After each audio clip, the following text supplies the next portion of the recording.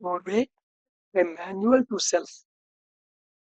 మనం visual illusions of perception laws ని ఆధారం చేసుకొని మైండ్ ఒక థింకింగ్ ప్రాసెస్ ఒక పర్సెప్షన్ ని ఎలా మోడిఫికేషన్స్ చేస్తుంది, అసలు ఏమిటి అని మనకి కనిపిస్తున్నది ఏమిటి, మనకు కనిపించేది వేరు, మన అక్కడ ఉన్నది వేరు.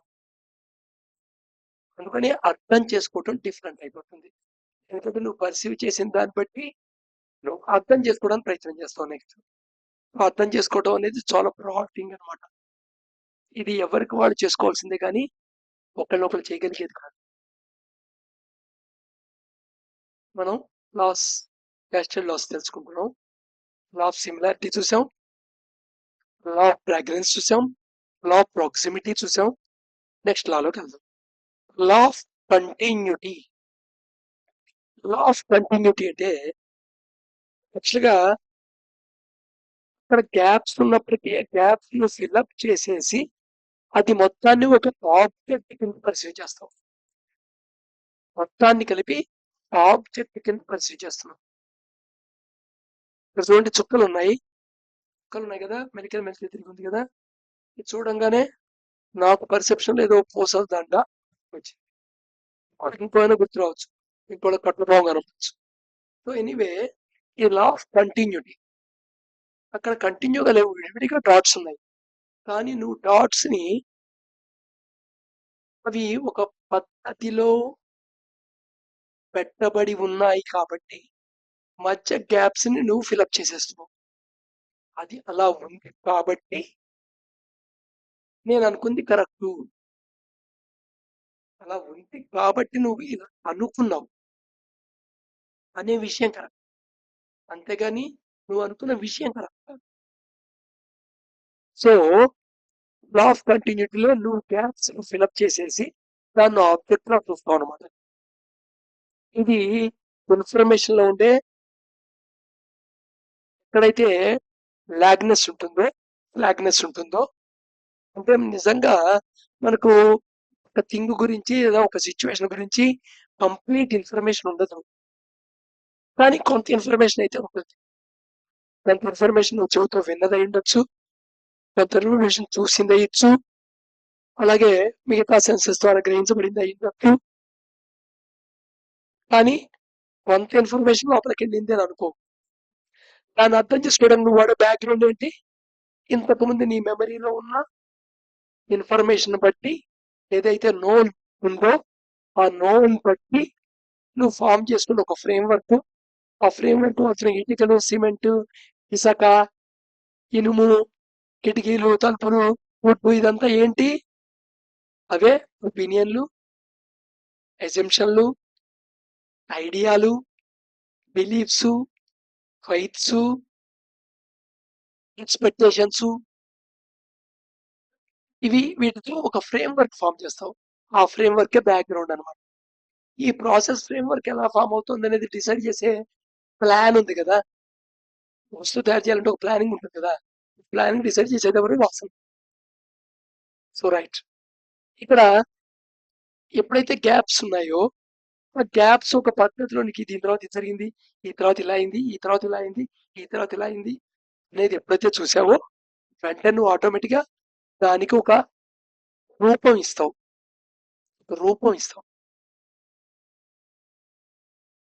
నేను ఫ్రెండ్ ఇంటికి వెళ్ళాను, తలుపు కొట్టాను, తెరవలేదు. గట్టిగా కొట్టాను, తెరవలేదు. ఎలా గట్టిగా కొట్టాను, ఎవరు అని ఒక సౌండ్ వినబడింది. నేను మురళిని అని చెప్పాను. తలుపు కొట్టవలసిన అవసరం లేదనుకుని ఎదురు చూస్తున్నాను. 1 నిమిషం అయింది, 2 నిమిషం అయింది, 3 నిమిషం అయింది, 4 నిమిషం అయింది, 5 నిమిషం అయింది. ఈ 5 నిమిషాలు అయ్యే లోపల ఏంటి వీడు లోపల ఏం చేస్తున్నాడు, నేను సీక్రెట్ పని చేస్తున్నాడా, ఇంటి రావాలేకపోతున్నాడా, నేను వచ్చి ఎందుకు తెరవట్లేదు, నేను రావడం ఇష్టం లేదా, ఇవన్నీ నీ యొక్క ఎజంప్షన్స్. వాడు ఓపెన్ చేసిన తర్వాత వాడి కండిషన్ ఏమిటో మనకు తెలియదు, ఏదో పైన ఏదో మాట్లాడి పబ్లిక్ చేశాడు అనుకో. నువ్వు బయటికి రాగానే ఈ మొత్తానికి ఎపిసోడ్కి కంక్లూజన్ చేస్తావు. వాడికి నేనంటే ఇంట్రెస్ట్ లేదు, నా అంటే ఆప్యాయత లేదు, నేనంటే ప్రేమ లేదు.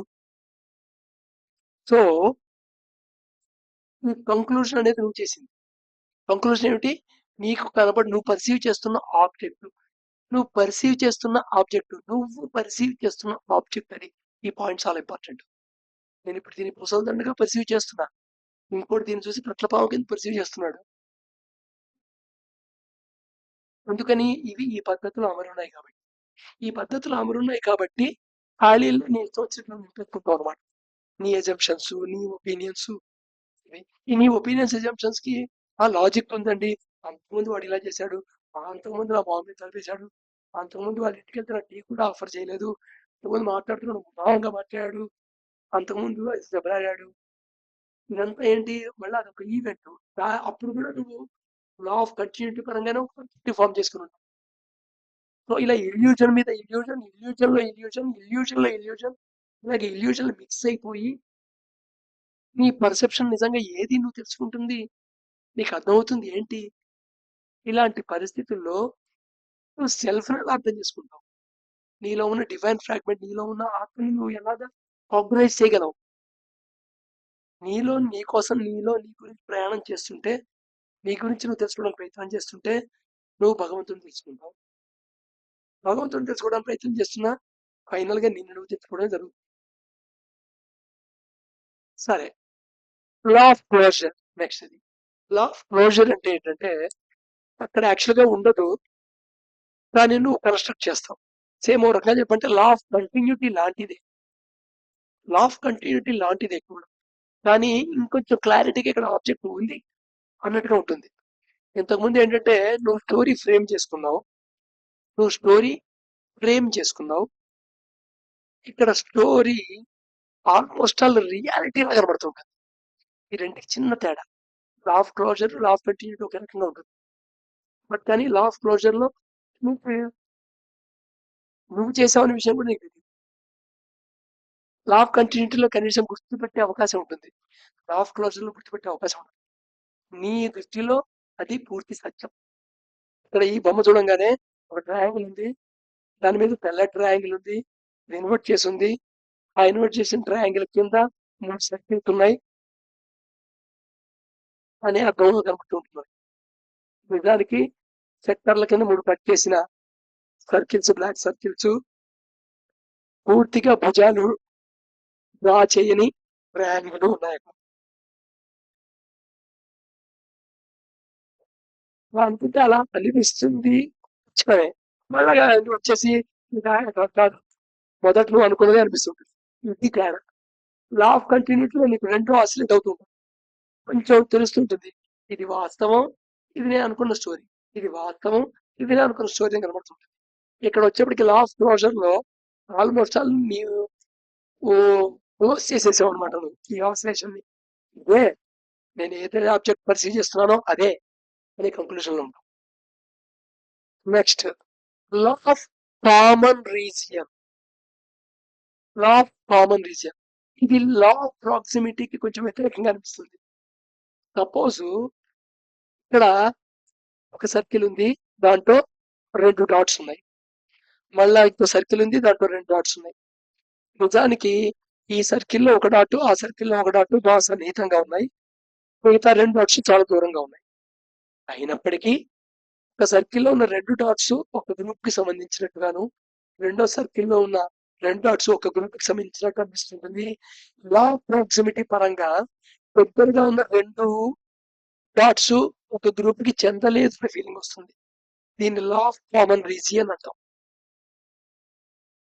సో ఇక్కడ కూడా ఏంటంటే నీ ఎజంప్షన్ అనమాట, నీ ఎజంప్షన్ ఫ్రేమ్వర్క్, నీ యొక్క ఒపీనియన్, నీ బిలీఫ్, వీటి యొక్క ఫ్రేమ్వర్క్ ఏమో ఫామ్ అయిందో దాన్ని బట్టి నువ్వు గ్రూప్ కింద కేటగరైజ్ చేస్తుంటావు, చేసి అలా పర్సీవ్ చేస్తుంటావు. సో ఇలాగా మైండ్ కూడా రకరకాల ఇల్యూషన్స్ కి లోన్ అవుతుంటుంది. అది ఫర్దర్ ఇల్యూషన్స్ ఎలా క్రియేట్ చేస్తుంది? అంతకుముందు నీ మెమరీలో ఉన్న ఇన్ఫర్మేషన్ బట్టి. అంతకుముందు నీ మెమరీలో ఇన్ఫర్మేషన్ ఏమిటి? నువ్వు ఇంటర్ప్రిటేషన్ చేసి చేసుకున్నాను అనుకున్న ఇన్ఫర్మేషన్. అర్థం చేసుకోవాలా, అర్థం చేసుకున్నాను అనుకున్న ఇన్ఫర్మేషన్. అర్థం చేసుకోవటం వేరు, అర్థం చేసుకున్నాను అనుకోవటం వేరు. సో ఇంటర్ప్రిటేషన్ చేస్తాం. సో ఇంటర్ప్రిటేషన్ చేసేప్పుడు నువ్వు ఒక ఫ్రేమ్ వర్క్ లో ఫిట్ చేస్తావు, దాన్ని మోడిఫై చేసి. దాంట్లో ఏది కావాలో తీసుకుంటావు, ఏది వదిలేదో దాన్ని నెగ్లిజెంట్ గా వదిలేస్తావు. దాన్ని ఆ ఇంటర్ప్రిటేషన్ చేయడానికి డేటాని ఎక్కడ కలెక్ట్ చేస్తావు, నీ పర్సెప్షన్ నుంచి. పర్సెప్షన్ ఎలా కలెక్ట్ చేస్తావు, అంత మెమరీలో ఫామ్ చేసిన ఫ్రేమ్ వర్క్ బట్టి. చూసారా ఈ సైకిల్ ఎలా ఉందో. దేర్ ఫోర్ టోటల్ మీ లైఫ్ లో మీ ఏజ్ పెరుగుతున్న కొద్దీ మీరు మీ మెమరీలో ఉన్నది ఎంత సత్యము, ఎంత అసత్యము.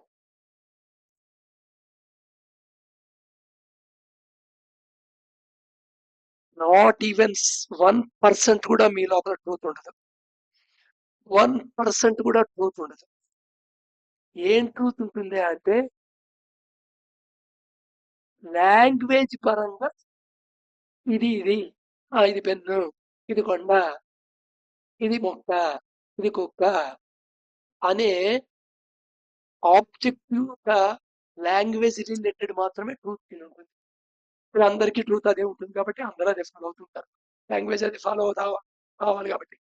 అదే ఇంకో చోటకి వెళ్తే అది ట్రూత్ కాదు నీకు. ఇంకో చోటకి వెళ్తే ఇంకో లాంగ్వేజ్ వాడి దగ్గరికి వెళ్తే అది ట్రూత్ కాదు కదా. హిందీ వాడి దగ్గరికి వెళ్తే కుక్క అంటే కుక్క అనాలి. So like that. ఇంగ్లీష్ వాడి దగ్గరికి వెళ్తే డాగ్ అనాలి. సో దేర్ ఫోర్ అందుకనే నువ్వు పర్సీవ్ చేస్తున్న వరల్డ్ ఉందే, ఈ ప్రపంచాన్ని మొత్తం నువ్వు అర్థం చేసుకుంటున్నాను అనుకున్నది భ్రమ. భ్రమ అంటే లేదు అని కాదు, ఇల్యూషన్. నువ్వు ఏదైతే అర్థం చేస్తున్నావు అనుకుంటున్నావో అది ఇల్యూషన్. ఎందుకంటే నువ్వు ఇంటర్ప్రిటేషన్ చేసావు మహా అయితే, లేదా లోపల లాంగ్వేజ్ రూపంలో అవన్నీ మెమరీలో ఉన్నాయి. ఇంతకంటే ఏమీ లేదా. సో దాంట్లో నువ్వు రికగ్నైజ్ చేయగలవా, కాగ్నైజ్ చేయగలవా అంటే కాగ్నైజ్ చేయలేవు. కాగ్నైజ్ చేయటం అంటే జస్ట్ ఎక్స్పీరియన్స్ అవటం. ఒక ఫ్రెష్ గా మొట్టమొదటిసారిగా అంతవరకు చూడని పువ్వుని చేత్తో పట్టుకు చూస్తుంటే, దాని యొక్క మొత్తం పార్ట్లన్నీ అబ్జర్వ్ చేస్తుంటే, దాని కలర్స్ అన్ని అబ్జర్వ్ చేస్తుంటే, దాని స్మెల్ ని అబ్జర్వ్ చేస్తుంటే, దాని యొక్క టచ్ సెన్స్ నువ్వు అబ్జర్వ్ చేస్తుంటే, ఇదంతా కాగ్నైజింగ్. రెండోసారి ఆ పువ్వు పట్టుకోగానే నువ్వు చేస్తుంది రికగ్నైజింగ్. సో ఫిజికల్ వస్తువు ఉంది కాబట్టి నీకు రికగ్నైజర్ ప్రాసెస్ నడుస్తుంది. అబ్స్ట్రాక్ట్ నౌన్ లో చూద్దాం. అబ్స్ట్రాక్ట్ నౌన్ అంటే ఏంటి? ఇప్పుడు వస్తువు కింద ఉండదు అక్కడ ప్రేమ. ప్రేమను కాగ్నైజ్ ఎలా చేస్తావు? చేయటానికి లేదు, ఫిజికల్ గా లేదు. సో నువ్వు ఇమాజినరీగా నీ ఒపీనియన్లు బిహేవియర్ ద్వారా కొన్ని ఒపీనియన్స్, కొన్ని అజంప్షన్స్, కొన్ని ఎక్స్పెక్టేషన్స్, కొన్ని ఐడియాస్ ఇవన్నీ కలిపి మిక్స్ చేసేసి కొన్ని బిలీఫ్స్ కింద ఫామ్ చేసుకొని ఆ బిలీఫ్ అని ఇటుకలతో ఒక ఫ్రేమ్ వర్క్ సెట్ చేసి ప్రేమ అంటే ఇదే, దానికి ఏం తేడా వచ్చినా ఎదుర్కొన్న వాడిని ప్రేమించలేదు అంటాం, లేదా వాడు మారిపోయాడు. ఇది నీకు నీ ప్రపంచంలో ఉన్న పర్సెప్షన్. అలాగే వాడు నన్ను ప్రేమిస్తున్నాడు అంటాం, అలాగే నన్ను వాడు హెయిట్ చేస్తున్నాడు అంటాం. వాడు ఏం చేస్తున్నాడో నువ్వు తెలుసుకునే అవకాశం జీరో. కానీ నీకు ప్రపంచంలో ఉండే ప్రతి ఆబ్జెక్ట్ కి, ప్రతి పర్సన్ కి నీకు ఏం రిలేషన్ అనేది నీకు తెలుసుకునే అవకాశం ఉంది సెల్ఫ్ కాన్షియస్నెస్ వల్ల. ఈ సెల్ఫ్ కాన్షియస్ తో నీకు ఒక థాట్ రూపం నీకు ఫస్ట్ కనబడుతుంది. థాట్ ఏంటి? నువ్వు పర్సీవ్ చేసిన, ఇంటర్ప్రిటేషన్ చేసి మెమరీలో పెట్టిన ఆబ్జెక్ట్, ఆబ్జెక్ట్ ని చూస్తున్నావు. ఇప్పుడు నువ్వు దీని వెనక్కి దాకా వెళ్ళాలి. వెనక దాకా వెళ్తే ట్రూత్ లో కనబడుతుంది. ఇప్పుడు నువ్వు సఫరింగ్ నుండి ఫ్రీ అవుతావు. అప్పటిదాకా సఫరింగ్ నుండి నువ్వు ఫ్రీ కాలేవు.